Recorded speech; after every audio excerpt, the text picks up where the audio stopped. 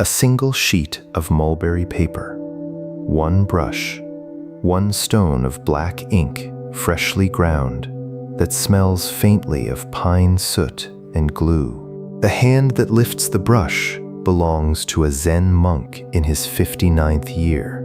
The hand that will receive what he writes belongs to the most feared swordsman in Edo, the personal sword instructor of the shogun himself. Between them, 3 days of mountain road and a question that the swordsman has not been able to set down for nearly a year. The monk dips the brush. He pauses. He writes in 7 characters, a single sentence at the top of the page. Where should the mind be placed? He does not write more for a long moment. He watches the ink dry. The swordsman, 3 days away, does not yet know the letter is coming. But you should know this before the story begins. Every freeze you have ever felt at the wrong moment, the freeze before the hard conversation, the freeze before the answer in the meeting, the freeze in the doorway of the room where the difficult person waits, every one of those freezes has the same root the swordsman is about to learn. The mind has been placed on the wrong thing, and once the mind is placed, it cannot move. You are with will and wisdom. If something in this letter lands tonight, and it will, a quiet like helps another seeker find this fire. Share in the comments what landed. Another viewer needs your words tonight, so do not hold back. Subscribe if you want more of this each week. Now, the brush, the paper. The 7 characters drying in the cold air of a Rinzai Zen monastery in the year 1632. The monk is Takuan Soho. He is 59 years old. He is abbot of Daitokuji, one of the great Rinzai temples of Kyoto. Although in this year of his life he has retreated to a smaller mountain temple to write, he has known the recipient of this letter for nearly 20 years. They first met when the swordsman was a younger man, not yet the shogun's instructor, and the monk was already an abbot. They had spoken, in those years, about the things men speak about when one of them carries a sword for a living, and the other has spent his life sitting in front of walls. They had become, in the careful way of monks and warriors, friends. The recipient is Yagyu Munenori. He is 61. He is the head of the Yagyu Shinkajiryu School of Swordsmanship. He has been the personal sword instructor of 2 shoguns, Tokugawa Hidetada and his son, Tokugawa Iemitsu. He has fought duels. He has commanded men in battle. He has killed, by the count of the period chronicles, more men than he is willing to name. In the year 1632, Yagyu Munenori is the most powerful sword teacher in Japan. He is also, in private, a man with a problem he cannot solve, and that problem is the reason Takuan is writing. The problem is this. Munenori has noticed, in his own practice and in the practice of his most senior students, a thing that does not appear in any of the technical manuals of his school. He has noticed that at the highest level of skill, where the swordsman knows every cut and every defense the body can perform, the mind itself becomes the weak point. The mind, in the moment of combat, fastens. It locks onto the opponent's blade. It locks onto the opponent's eyes. It locks onto the next cut. And the moment the mind locks, the body that the mind controls becomes a half-second slower than it was the instant before. A half-second, at the level Munenori fights, is a death. He has written to Takuan several months earlier, asking the only question a swordsman who has noticed this can ask. He has asked, where should the mind be placed? He has not asked, which cut should I use? He has not asked, which stance? He has not asked, how do I train harder? He has asked the question that his teachers could not answer for him because his teachers were not Zen monks. He has asked where, in the geometry of attention itself, the mind belongs at the moment the cut begins. Takuan has thought about this letter for months. He has put off answering. He has gone for walks in the mountain pines. He has sat in front of his wall.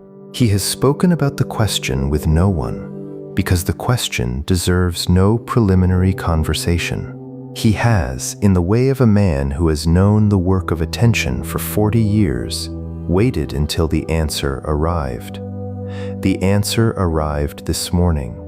He has been writing since dawn. It is worth pausing for a moment on the monk himself. Takuan Soho has had the kind of life that ought to have broken him several times and did not. He was born in 1573 in Izushi, the son of a samurai retainer whose lord lost his domain. He entered Buddhist training at the age of 10, not by vocation, but because there was no money to keep him at home. He passed through 3 schools before he settled at Daitokuji. He became the abbot of Daitokuji at the age of 37, the youngest in living memory. 4 years later, he was exiled by the shogunate to the northern province of Dua in a political quarrel about whose monastic appointments the shogun was permitted to override. He spent 3 years in cold exile, writing. He came back. He was pardoned. He resumed teaching. He never spoke of the exile.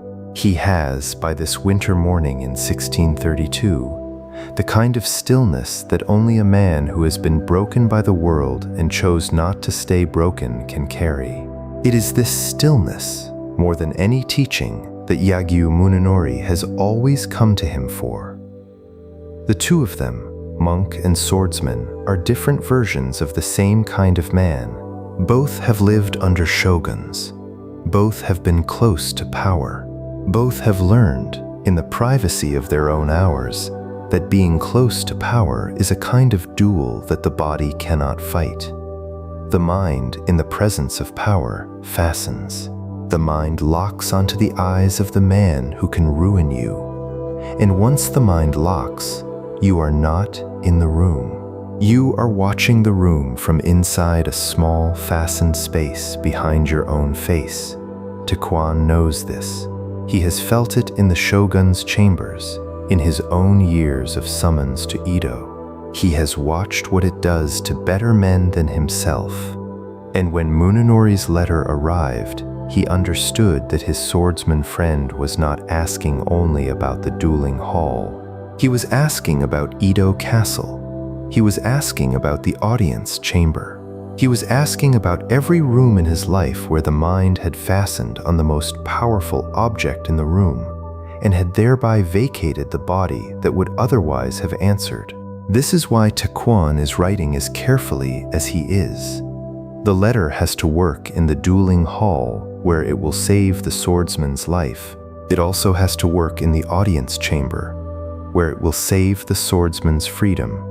And it has to work, though he does not say this aloud, in the small hours before dawn when the swordsman is alone with his own conscience, and the mind fastens on every life it has taken, and the half-second loss is not a duel but a man's whole sleep. The principle has to be the same principle, the unfastened mind, the mind that rests nowhere, or the man it serves is not yet free. The letter he is composing will become, in the centuries after his death, one of the most quietly influential texts in Japanese spiritual history. It will be titled Fudochi Shinmyo-roku, the mysterious record of immovable wisdom. It will be passed, in private, between Yagyu family heirs for generations. It will leak out into the broader sword tradition only slowly, the way Zen things leak. And by the 20th century, it will be read by students of every martial art in the world, and by office workers, and by surgeons, and by people who have never held a weapon, because the question it answers is not really a question about swords. It is a question about the mind that freezes at the moment of action. It is a question about the half-second loss that costs you everything. It is a question about where, in the architecture of your own attention, you have made the mistake of stopping. Takuan writes, "The brush moves. The hour is early. The light through the paper screen is the cold winter light of Kyoto in the second month." The monk is alone. He writes for nearly 4 hours, with the patience of a man who has spent decades sitting with single questions. By the time the brush is set down, the letter is the length of a short book. He folds it. He places it in a wooden box. He gives the box to a young monk who will carry it down the mountain on foot. The young monk will hand it to a courier who rides for Edo in 3 days, perhaps 4. The box will arrive in the hands of Yagyu Munenori. Munenori will open it in the late afternoon in his private room in the Yagyu compound near Edo Castle. He will read it standing, because the first sentence will not allow him to sit. He will read it 3 times before nightfall. He will read it by the surviving account, a 4th time the next morning by lamp. He will not speak to his students about it for a week.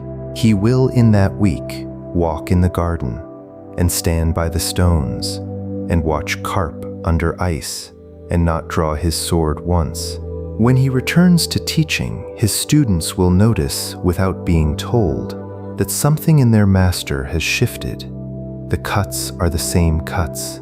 The stances are the same stances. But the man inside the cuts is different. He has placed his mind somewhere else. This is the letter you are about to hear, not the letter itself. Takuan's words have been translated and retranslated for 400 years, and they require their own evening. What you are about to hear is the parable at the heart of it, the principle the parable carries, the test of that principle in real combat, and the place where it lands in your life, tonight, in the room you are sitting in. It begins, the way all of Takuan's teaching begins, with a hand on a sword grip, a hand that does not yet know where the mind belongs. Imagine it. The swordsman stands in the practice hall at dawn. His opponent, a fellow student, equally skilled, stands 4 paces away. They have bowed. They have drawn. The blades hang in a low, ready position. The first cut has not yet been made. The hall is so quiet, you can hear the wooden floor breathing under their feet. The swordsman's mind, at this instant, has a choice. It can fasten on the opponent's blade. It can watch the steel, track the steel, predict the steel. This is what young swordsmen do, and what untrained men do in any confrontation. The mind grips the most dangerous object in the room and refuses to let go. The eyes lock to the blade. The shoulders, sensing the lock, tighten. The grip on the sword hilt hardens. The half-second of delay enters the body. The opponent, who is reading this body, sees the lock and cuts into it. This is the first place the mind goes. This is the first place the mind must not stop. The mind can fasten, second, on the opponent's eyes. This is a more advanced mistake. The swordsman has been told, by half-instructed teachers, that the eyes reveal the next cut. So he watches the eyes. He tries to read intention in the iris, but the eyes, in a true master, reveal nothing. The opponent's eyes are as still as a pond. The mind that has fastened on the eyes is fastened on a surface that returns no information. And while the mind is held there, the cut has already begun somewhere else, in the hip, in the wrist, in the breath. The eyes were a decoy. The mind that stopped at the eyes will not see the cut until the cut is in its throat. The mind can fasten, third, on the swordsman's own technique. He thinks about which cut he will use. He rehearses, in the breath before action, the precise sequence he has trained for 10,000 repetitions. He composes in his head the response, and in the act of composing the response, he stops being present in the room where the response is needed. His mind is in the future. His body is in the present. The two cannot operate together. The cut, when it lands on a man whose attention is not in his own body. The mind can fasten, forth, on the fear of death. This is the most honest fastening and the most universally fatal. The swordsman knows, somewhere under his training, that the sword across from him kills. He locks onto the fact of his own possible death. The mind grips the fear the way the hand has gripped the hilt. The shoulders rise. The breath shortens. The opponent, who is reading the breath, knows now what the swordsman is afraid of and cuts into the fear. 4 places the mind can stop. 4 ways the duel is lost before the steel meets. Takuan, in his letter, names these stops one by one. He names them with the careful weight of a man who has watched his swordsman friend train and watched his swordsman friend's students train and seen the half-second loss appear in all of them at the highest level. He names the stops, and then he writes the principle that the stops illustrate. And the principle is the heart of the letter, and you should hear it now in the spirit it was written. The principle is this: the mind that rests anywhere is the mind that has lost. The cut is not made by the mind that has fastened on the steel. The cut is made by the mind that has not fastened on anything. The mind that does not stop on the blade can move to the wrist when the wrist moves. The mind that does not stop on the eyes can move to the hip when the hip turns. The mind that does not stop on a single thing is, paradoxically, present everywhere. It flows like water in a stream that finds every rock by not deciding in advance which rock to find. Takuan calls this the immovable mind, Fudo Shin. The word in Japanese carries a meaning the English does not fully translate. Fudo, immovable. Shin, mind, heart, spirit. The immovable mind. But here is the paradox the letter spends most of its length unfolding. The immovable mind is not the mind that does not move. It is the mind that is not held in place by any single object. The mind that cannot be moved is the mind that can move anywhere because it is not stuck. This is the inversion that Munenori, reading the letter in his private room, has to absorb. He has spent his life believing that the master's mind is steady, that the master's mind is fixed, that the discipline of training is the discipline of forcing the mind to hold. Takuan is telling him the opposite. The discipline of the real master is the discipline of letting the mind be free of every fastening so that it can answer the moment with the speed of water finding the cup. The unfastened mind. The unfettered hand. Takuan, in the letter, uses an image that has been carried in the Zen tradition for centuries. He says, think of the moon reflected on a pond. The moon does not climb into the pond. The pond does not climb up to the moon. The moon shines, and the pond reflects, and the reflection is perfect, and neither has stopped on the other. Now imagine the mind as the moon, and the opponent as the pond. If the moon descends into the pond, if the mind stops on the opponent, the reflection is gone. There is only a moon in muddy water. But if the moon shines without trying to enter the pond, the reflection is everywhere on the surface, complete, instant, and the opponent's every movement is seen without effort. This is what the master's mind looks like in the moment of the cut. This is what the half-second loss costs. This is where the mind should be placed. Nowhere. Everywhere. The same answer. Munenori reads this passage 4 times. He sits with it. He understands, slowly, why his most senior students have been hitting a ceiling. They have been training the body for years, and they have reached the limit of what the body can do, because the mind that drives the body has been fastened on the wrong things. He has been training them, without meaning to lock.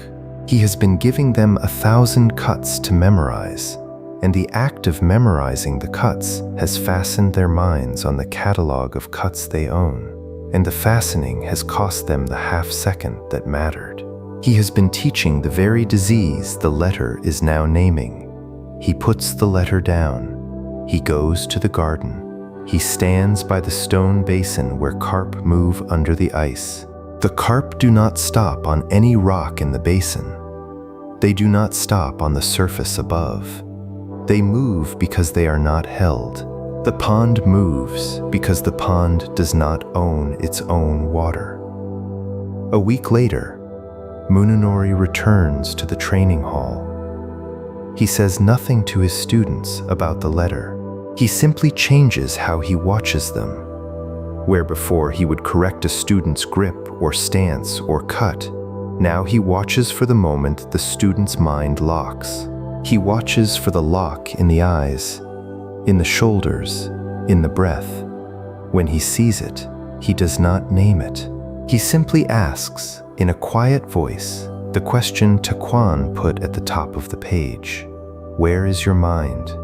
The student, every time, does not know how to answer. The student, every time, has not been taught to think about the mind as a thing that can be placed. The student, every time, has been training only the body, and the master, watching, sees that the body has stopped responding because the mind has stopped flowing. So Munenori begins to teach, alongside the cuts and the stances, the thing the letter has named. He does not call it Zen, because his school is not a Zen school. He calls it, in his own writing, the principle of unfastening.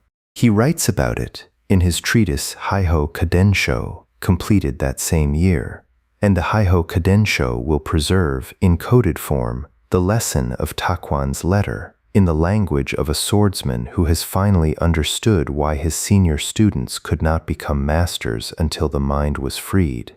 Now, the test. It is some weeks later. Munenori is invited to a private demonstration in the presence of Shogun Iemitsu.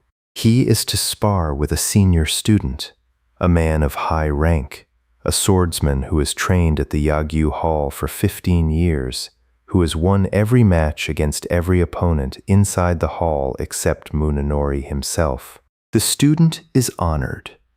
The shogun watches from a small raised platform. The hall is silent. They bow, they draw, the blades hang. The student, who has read no letter and knows no parable, fastens his mind on Munenori's blade. He watches the steel. His shoulders, sensing the lock, tighten. Munenori, watching, sees the lock the way Takuan's letter taught him to see it. He sees the student's mind sitting on his sword. He sees the half-second loss enter the student's body. He does not exploit it yet. He waits. He lets the student come. The student cuts.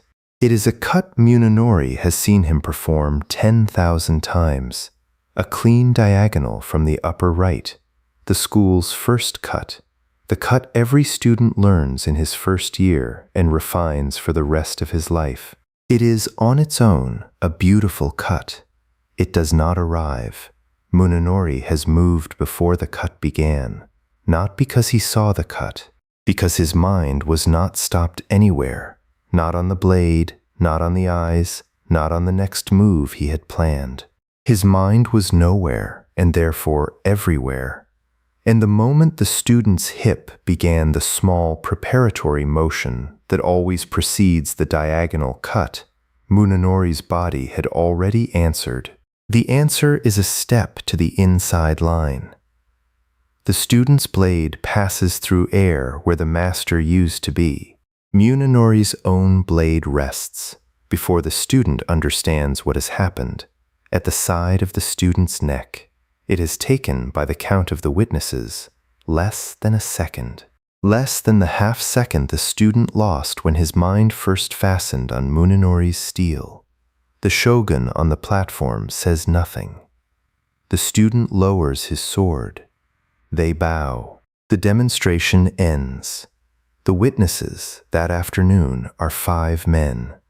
The shogun himself, 2 senior advisors, the shogun's personal physician who attends all such demonstrations because the shogun has known sparring deaths in his court, and 1 young scribe 16 years old whose job is to record the names of the swordsmen and the outcome of the match in a small ledger. The scribe writes the outcome in 3 characters. Master moved first.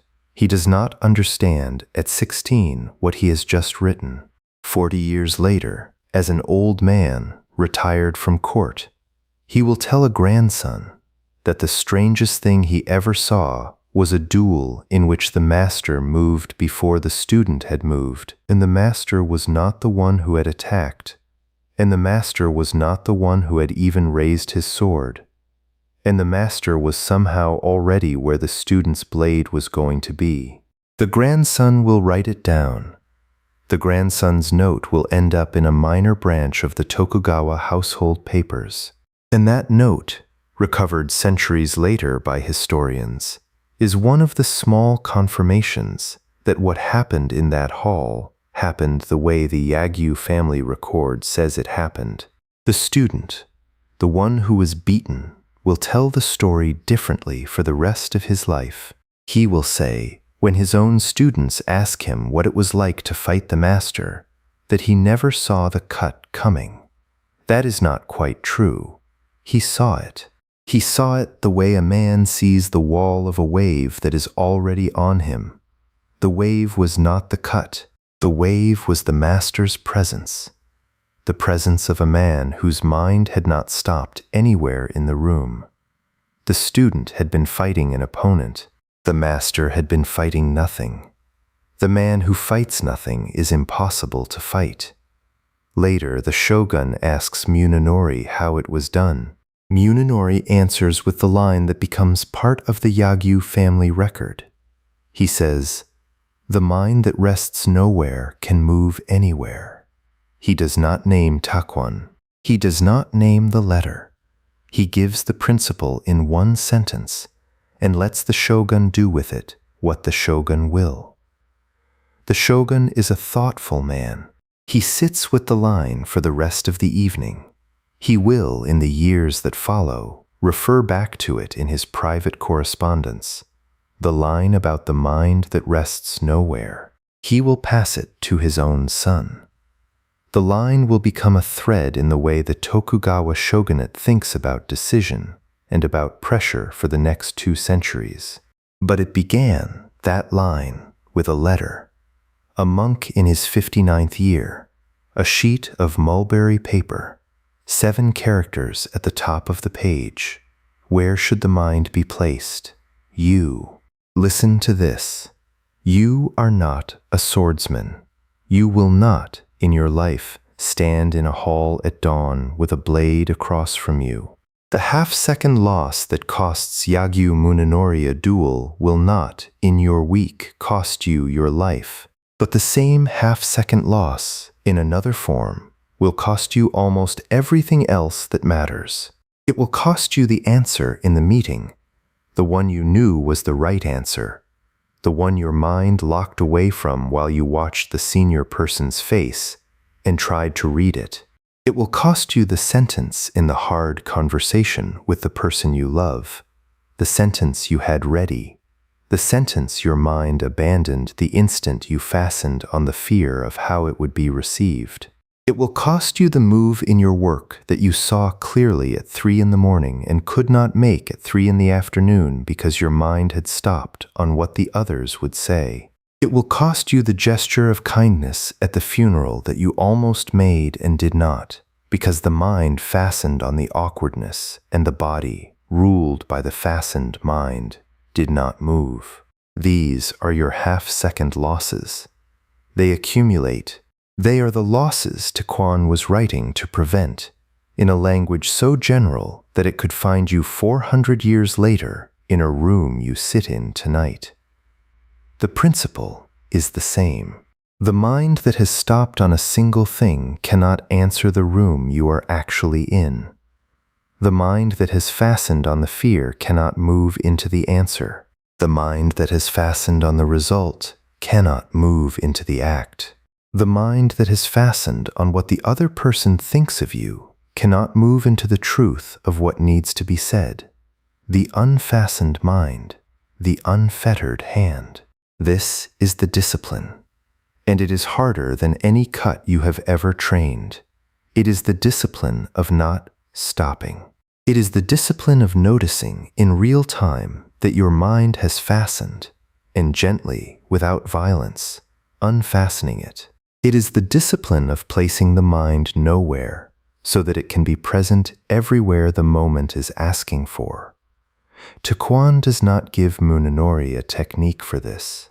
He gives him a principle and an image, the moon on the water, the mind that rests nowhere, the hand that does not grip too hard the thing it carries. The letter is not a manual. The letter is a long, careful, patient unfolding of one idea until the idea has worked its way into the reader's spine. You have to do the rest yourself. You have to notice, in the meeting, when your mind has stopped on the senior person's eyebrow. Unfasten. Place the mind nowhere. Let the answer come. You have to notice, in the difficult conversation, when your mind has stopped on what your partner might say next. Unfasten. Place the mind nowhere. Let the truth come. You have to notice, in the doorway of the room you are afraid to enter, when your mind has stopped on the imagined version of what will happen inside. Unfasten. Place the mind nowhere. Cross the threshold with the unfettered hand. This is the practice. There is no other. There is a small detail in the letter that the chronicles preserve, and it is worth ending on. Takuan, in the closing passages, tells Munenori that the principle of the immovable mind is not a thing that can be learned and then owned. It is a thing that must be practiced every morning, like sweeping a floor. The mind fastens. The mind always fastens. The work is the work of unfastening, again and again, every day, until the act of unfastening is faster than the act of fastening. He calls this, in the closing line of the letter, the lifelong work of the swordsman who has put down the sword. The lifelong work, not the achievement, not the trophy, not the rank, the work. Munenori, reading the closing line by the light of a single lamp in his private room, understands that he has been given, in this letter, a practice for the rest of his life. He is 61 years old. He has perhaps 15 years left. He will spend every one of them training his own mind to rest nowhere, and watching his students for the lock he has finally learned to name. He will die in his bed in 1646, the year after Takuan dies in his. The two of them will not meet again in this life after the exchange of letters that begins with the 7 characters at the top of the page. But the letter survives. The letter survives because the question survives. The question is not about swords. The question is about you and the room you sit in, and a half-second loss you have been paying every day for years without noticing, because you were never taught to ask where exactly the mind has stopped. Where should the mind be placed? Nowhere. Everywhere. The same answer. Carry it. Take it into the meeting tomorrow. Take it into the doorway of the room you have been avoiding.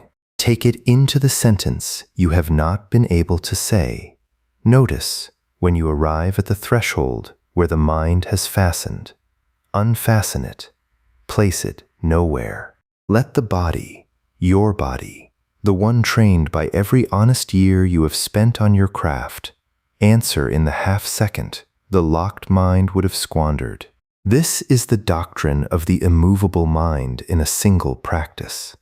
The mind that rests nowhere can move anywhere. The flowing mind, the unfettered hand. The brush in the cold morning of 1632 lifts from the paper. Takuan sets it down. The ink dries.